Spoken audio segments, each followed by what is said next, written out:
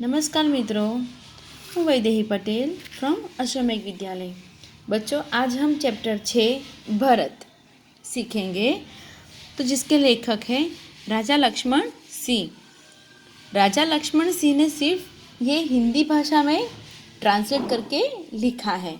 उसके मेन जो लेखक है वो है कालिदास। 1926 में आगरा में जन्मे राजा लक्ष्मण सिंह हिंदी, संस्कृत, अंग्रेजी, फारसी, बंगला और अरबी भाषा भली भांति जानते थे।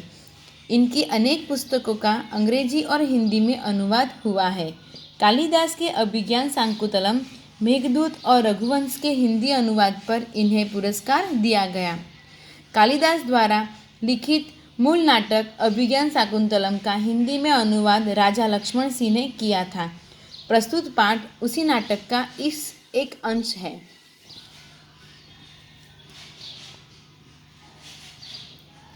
ऋषि कर्णव के आश्रम में शकुंतला का पुत्र भरत एक सिंह शावक के साथ खेल रहा है। सिंह शावक यानी सिंह का बच्चा। आश्रम में रहने वाली दो तपस्विनियां बालक को रोकने का प्रयत्न कर रही है। राजा दुष्यंत छुपकर इस मनोहर दृश्य का आनंद ले रहे हैं। बालक के प्रति सहज आकर्षण से वे रोमांचित हैं। उनसे रहा नहीं गया और वे बालक के पास पहुंच गए। उसे गोद में उठाकर प्यार किया। वे सोचने लगे, काश यह बालक मेरा पुत्र होता। दोनों तपस्वियों की बातचीत से उन्हें पता चला कि यह बालक उन्हीं का पुत्र है। यह जानकर वे खुशी से झूम उठे। तो इस पात्र में बालक तो जो है वो भरत है, तपस्विनी पहली और दूसरी, और राजा कौन से है? दुष्यंत राजा। दृश्य स्टार्ट होता है। एक बालक सिंह के बच्चे को घसीटते हुए लाता है और वो दो तपस्विनियां उसे रोकती हुई आती है। राजा दुष्यंत पेड़ की ओट से उन्हें देख रहे। पेड़ की ओट से यानी कि पेड़ के पीछे से। बालक, अरे सिंह, तू अपना मुंह खोल, मैं तेरे दांत गिनूंगा। पहली तपस्विनी, ए हठीले बालक, तू वन के इन पशुओं को क्यों सताता है? हम तो इन पशुओं को बाल बच्चों के समान रखती है।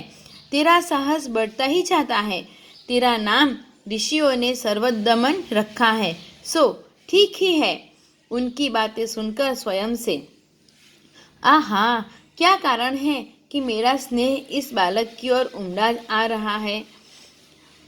दूसरी तपस्विनी, जो तू इस बच्चे को छोड़ न देगा तो सिंहनी तुझ पर दौड़ेगी।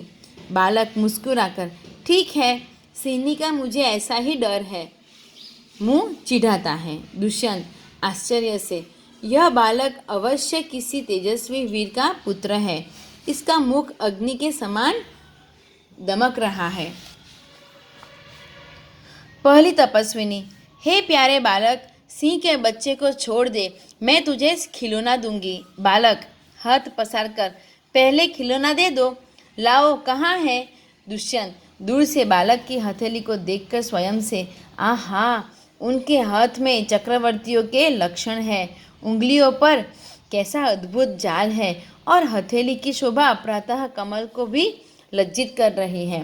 दूसरी तपस्विनी, हे सखी सुव्रता, यह बातों से न मानेगा। जा, मेरी कुटिया में ऋषि कुमार के खेलने के लिए मिट्टी का मोर रखा है, उसे लेके आ। पहली तपस्विनी, मैं अभी ले आती हूँ, जाती है। बालक, तब तक मैं इसी सिंह के बच्चे के साथ खेलूंगा। यह कहकर तपस्विनी की ओर देखकर हंसता है। दुष्यंत आप यानी मन में ही, इस सुंदर बालक से खेलने को मेरा मन कैसा ललचाता है।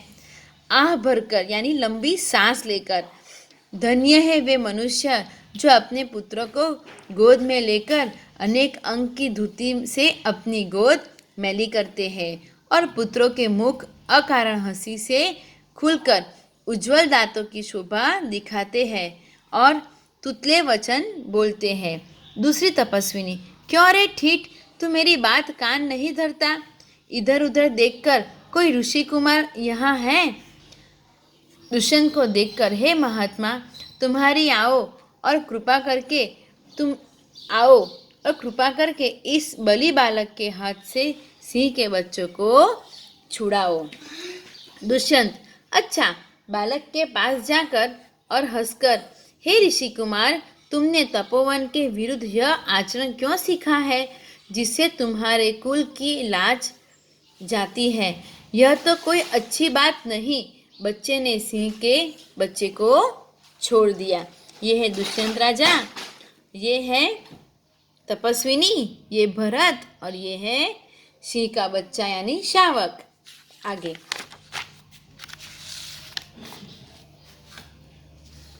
दूसरी तपस्विनी, हे बड़भागी, यह ऋषि कुमार नहीं है। दुष्यंत, सत्य है, उसके काम ही ऐसे साहस के हैं, यह ऋषि कुमार नहीं जान पड़ता, परंतु मैंने तपोवन में वास देख इसे ऋषिपुत्र जाना है। बच्चे की हथेली को अपने हाथ में लेकर स्वयं से, आहा, जब इसका हाथ छूने से मुझे इतना सुख हुआ है तो जिस बड़भागी का यह बेटा है उसे कितना हर्ष होगा। दूसरी तपस्विनी, दोनों की ओर देखकर, बड़े अचंभे की बात है। दुष्यंत, तुम्हें क्यों अचंभा हुआ? दूसरी तपस्विनी, इसलिए हुआ कि इस बालक की ओर तुम्हारी सूरत बहुत मिलती है और तुम्हें जाने बिना ही इसने तुम्हारी बात मान ली। दुष्यंत, बच्चे को गोद में उठाकर, हे तपस्विनी, जो यह ऋषि कुमार नहीं है तो किस वंश का है? दूसरी तपस्विनी, यह पुरुष वंशी है। दुष्यंत, स्वयं से यानी अपने आप से, इसीलिए इसकी सूरत मुझसे मिलती है।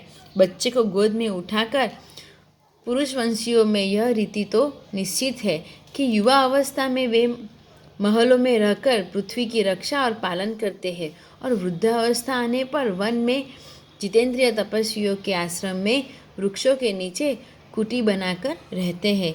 देवता जैसी शक्ति वाला यह निडर और असाधारण बालक मनुष्य का पुत्र भला किस प्रकार होगा? दूसरी तपस्विनी, हे परदेशी, तेरा यह संदेश तब मिटा जाएगा जब तू जान लेगा कि इस बालक की माँ मेनका नामक एक अप्सरा की बेटी है। उसी के प्रताप से इसका जन्म देव पितर के इस तपोवन में हुआ। दुष्यंत मन में, यह तो बड़े आनंद की बात सुनाई। इससे कुछ और आशा बढ़ी। इसकी माता किस राजहर्षि की पत्नी है? दूसरी तपस्विनी, जिस राजा ने अपनी विवाहिता स्त्री को बिना अपराध छोड़ दिया है उसका नाम मैं न लूँगी। दुष्यंत स्वयं से, यह कथा तो मुझ पर लगती है, भला अब इस बालक की माँ का नाम पूछूं। पहल तपस्विनी मिट्टी का मोल लेकर आई। पहली तपस्विनी, हे सर्वदमन, यह शंकुत लावण्य देव बालक बड़े चाव से देखकर, कहाँ है शकुंतला मेरी माता?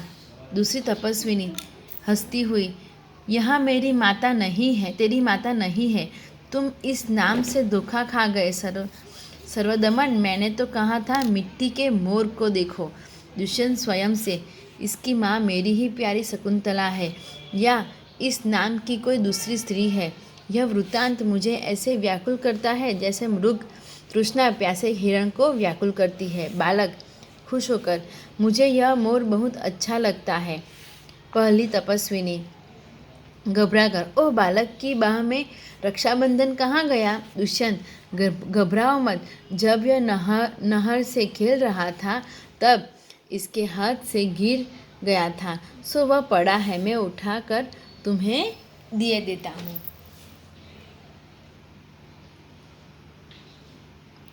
उठाने के लिए झुकता है। पहली तपस्विनी, अरे अरे मत उठाओ, इसे मत छूना। दूसरी तपस्विनी, ओह उसने तो उठा ही लिया।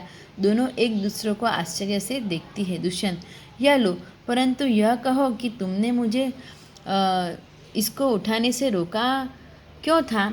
दूसरी तपस्विनी, इस रक्षाबंधन का नाम अपराजित है।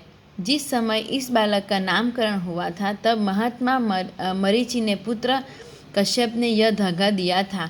इसका गुण है कि कभी यह धरती पर गिर पड़े तो इस बालक के माता पिता को छोड़कर इसे कोई दूसरा न उठा सके। दुष्यंत, और जो कोई उठा ले तो क्या होगा?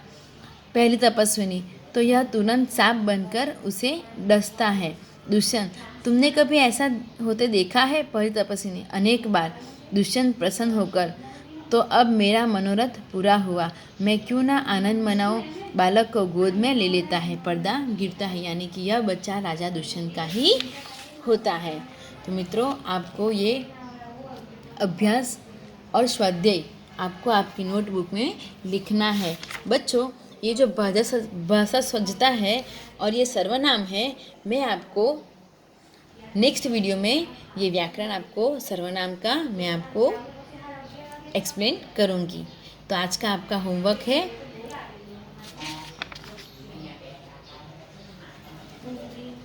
अभ्यास और ये रहा स्वाध्याय, और सर्वनाम का जो व्याकरण है वो आपको मैं नेक्स्ट वीडियो में भेजूँगी। Thank you.